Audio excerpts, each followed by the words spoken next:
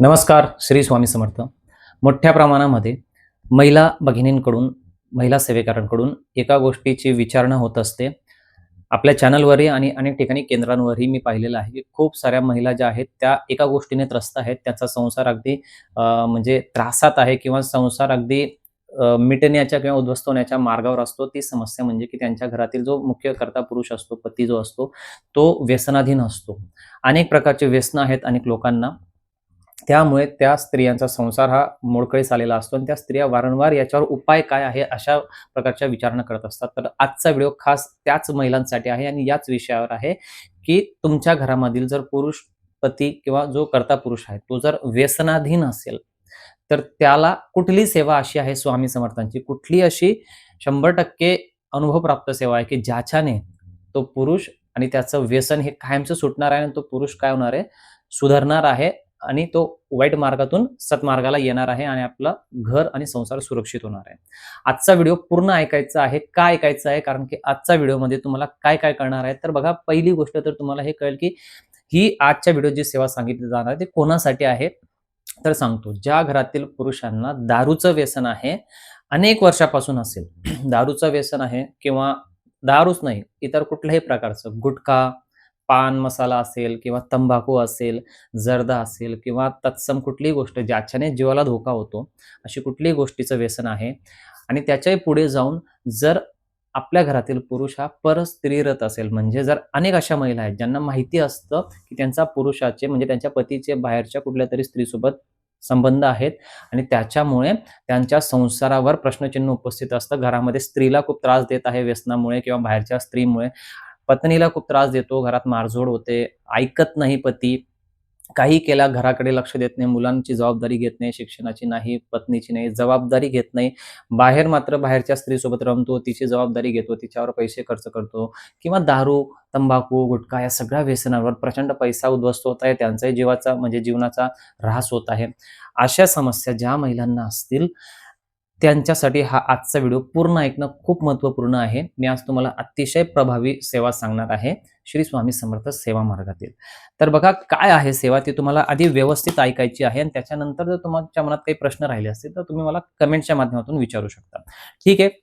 तर बघा, या ज्या काही समस्या मी आता सांगितल्या, त्या समस्यांनी जर तुम्ही ग्रस्त असणार, तर तुम्हाला काय करायचंय, एक सेवा मी सांगतो, पण त्या सेवेची एक छोटीशी अट आहे. अट म्हणण्यापेक्षा त्या सेवेला लागणारी छोटीशी गोष्ट आहे.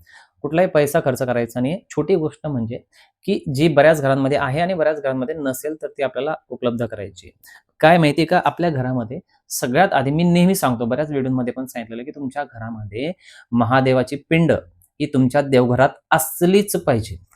जर नसेल, तर ती पिंड ताबडतोब घ्या आणि ताबडतोब देवघरात महादेवांची पिंड स्थापन करा. आता दुसरी गोष्ट, की ही जी महादेवांची पिंड आहे बऱ्याच घरांमध्ये आहे, पण ती वेगळ्या प्रकारची. म्हणजे कोण दगडाची पिंड ठेवतं, कोण कसली ठेवतं, कोण कसली ठेवतं, कोण पारसची ठेवतो किंवा कोण वेगवेगळ्या प्रकारची पिंड आहे. पण मी सांगतो, शास्त्रोक्तरित्या आपल्या घरामध्ये, घराच्या आपल्या देवघरामध्ये पितळीच पिंड असावी. पितळची पिंड असावी, ती सुद्धा आपल्या अंगठ्यापेक्षा मोठी नसावी.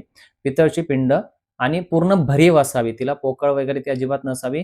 नाग वगैरे हे जे काही असतात पिंडीला लपेटलेले, तसलं कुठलाही प्रकार नको. नाग, डमरू असं काही नको. साधी पितळी भरीव पिंड असायला पाहिजे. ती आधी घ्या. असेल तर चांगली गोष्ट आहे. त्या पिंडीवरच, कारण आपल्याला ही सेवा करायची. ठीक आहे. पहिली गोष्ट, पितळी पिंड नसेल तर व्यवस्था करा. असेल तर तिच्यावर सेवा करायची. काय सेवा करायची आहे? बघा, आपल्याला काय करायचंय, की महादेवांची सेवा आहे तर सोमवारपासून सेवेला सुरुवात करा आणि ही सेवा तुम्ही दिवसभरातनं केव्हाही करू शकता. सकाळी, दुपारी, सायंकाळी, रात्री जेव्हा तुम्हाला वेळ मिळेल, ही सेवा करू शकता. काय करायचंय, की आपल्या देवघरात बसायचंय. आपल्याला या महादेवाच्या पिंडीवरती एक विशिष्ट अभिषेक करायचा आहे. पितळी पिंड घ्यायची, एका ताटामध्ये, तमानीमध्ये घ्यायची. त्याच्यामध्ये पिंड ठेवायची. आधी पिंडीला नमस्कार करायचा. महाराजांना, स्वामी महाराजांना, त्यांच्या फोटोला किंवा मूर्तीला नमस्कार करायचा, आपल्या घरात जी असेल ती.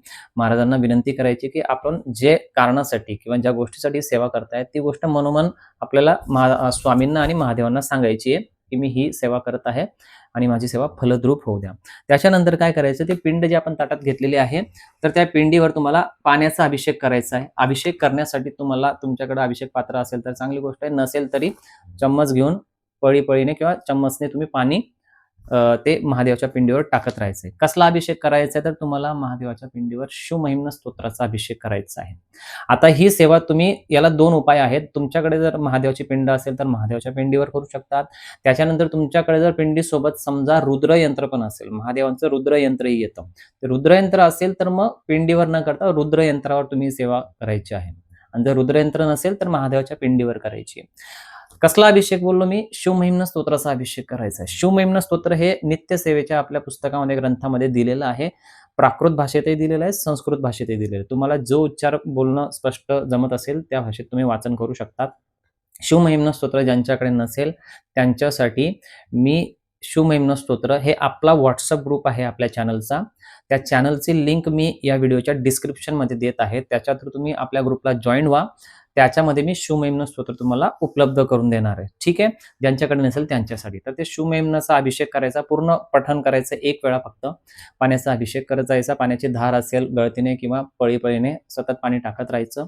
शिवमहिम्न स्तोत्र वाचून झालं की त्याच्यानंतर 1 माळ म्हणजे 108 वेळा श्री स्वामी समर्थ आपल्या मंत्राचा जाप करायचा महाराजांचा. तो 1 माळ जाप झाला की 1 माळ फक्त करायचा आहे महामृत्युंजय मंत्राचा. महामृत्युंजय मंत्र काय आहे?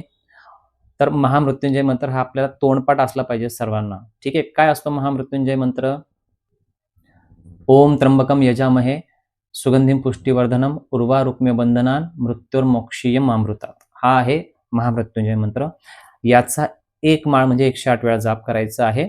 आपली जी पिंड आहे, दोघंही माळ जापच्या दरम्यान आपली पिंड त्याच ठिकाणी तमानीतच असली पाहिजे. अभिषेकचं पाणी आणि ती पिंड तिथेच असेल. 2 माळ, 1 महाराजांची आणि 1 महामृत्युंजय मंत्राची.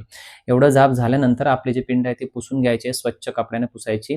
आपल्या जागेवर तिला देवघरात पुन्हा स्थापित करायची आणि जे तुम्ही पिंडीला जे काही लावत असणार, आपण शक्यतो भस्म लावतो, पांढऱ्या रंगाचं भस्म मिळतं ते लावू शकता किंवा कुंकू वगैरे लावायचं आणि कुंकू हळद महादेवाच्या पिंडीच्या कडेला लावायची. ठीक आहे? ते पार्वतीचं स्थान असतं. म्हणजे ते जे काही आपले नित्यपूजन आहे पिंडीचं ते करून पिंडीला पुन्हा आपल्या जागी स्थापन करायचं, नमस्कार करायचा महाराजांना आणि पिंडीला त्रिवार मुजरा करून घ्यायचा आणि ते जे तीर्थ गोळा झालेला आहे तमानीमध्ये. आता ही तुमची मेन गोष्ट आहे. तुमच्या घरातला जो व्यसनी पुरुष आहे, तुम्हाला हे तीर्थ त्याला रोज द्यायचं आहे, सतत द्यायचं आहे. रोज किती वेळा, किती दिवस ही करायची सेवा तुम्ही? ही सेवा तुम्ही 21 दिवस करू शकतात. ठीक आहे? कमीत कमी आपल्याला 21 दिवस करायची आणि आपला जो पुरुष आहे घरातला तो जर अति म्हणजे खूपच आहारी गेलेला आहे व्यसनाच्या, तर ही सेवा थोडी वाढवायची. तुम्हाला 40 दिवस करायची. ठीक आहे? 21 दिवसाने तुम्हाला 100% याचा प्रभाव दिसायला लागतो आणि त्यानंतरही अजून प्रभाव राहिलेला आहे पुरुषावर, त्या व्यक्तीवर. तर मग ही सेवा अजून पुढे वाढवायची, 40 दिवस पूर्ण करायची, सेम सेवा. रोज हे तीर्थ द्यायचं. आता मी बोललो होतो तुम्हाला महत्त्वाचा मुद्दा, की बरेच पुरुष जे व्यसनी पुरुष असतात ते शक्यतोवर बऱ्याच वेळा संशयी असतात, की आपल्या पत्नीवर संशय घेतात, की कुठल्या ना कुठल्या मार्गाने माझं व्यसन सोडवायचा प्रयत्न करत असते वारंवार. तर मग ते सावध असतात. तर ह्या सेवेचा हाच फायदा आहे, की तो व्यक्ती कितीही सावध असला तुम्हाला त्याला कळू द्यायचं नाही किंवा आपल्याला त्याच्यावर कुठले आपल्याला काही असं काही आपण तंत्र-मंत्र किंवा काही वस्तू आपलं त्याच्यावर त्याच्या खिशात ठेवायची किंवा असं काही करायचं नाही ज्याच्याने त्याला संशय जाणार त्या व्यक्तीला. तुम्हाला फक्त हे तीर्थ बनवायचं आहे आणि तीर्थ म्हणजे ते त्याच्यासाठी एक साधं पाणी आहे. तर तुम्ही काय करू शकता, त्या व्यक्तीला जेवणाच्या वेळी हे पाणी देऊ शकता. जेवणाच्या वेळी प्रत्येक व्यक्ती पाणी पितो. तर त्याच्या पाण्यामध्ये, पेल्यामध्ये, तांब्यामध्ये हे पाणी टाकून द्या. हे त्याला प्यायला द्या.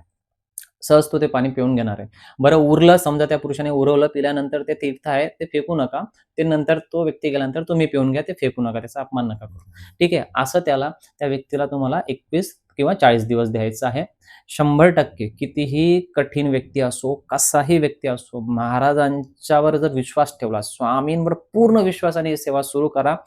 40 दिवसामध्ये 21 किंवा फार 40 दिवसामध्ये आपला जो पुरुष असेल, कितीही भरकटलेला असेल, त्याची दारू, त्याचं व्यसन आणि त्याचं परस्त्रीगमन जे आहे ते 100% सुटतं. 100% हे तीर्थ आत जाऊन त्याचा प्रभाव दाखवतो शरीरात.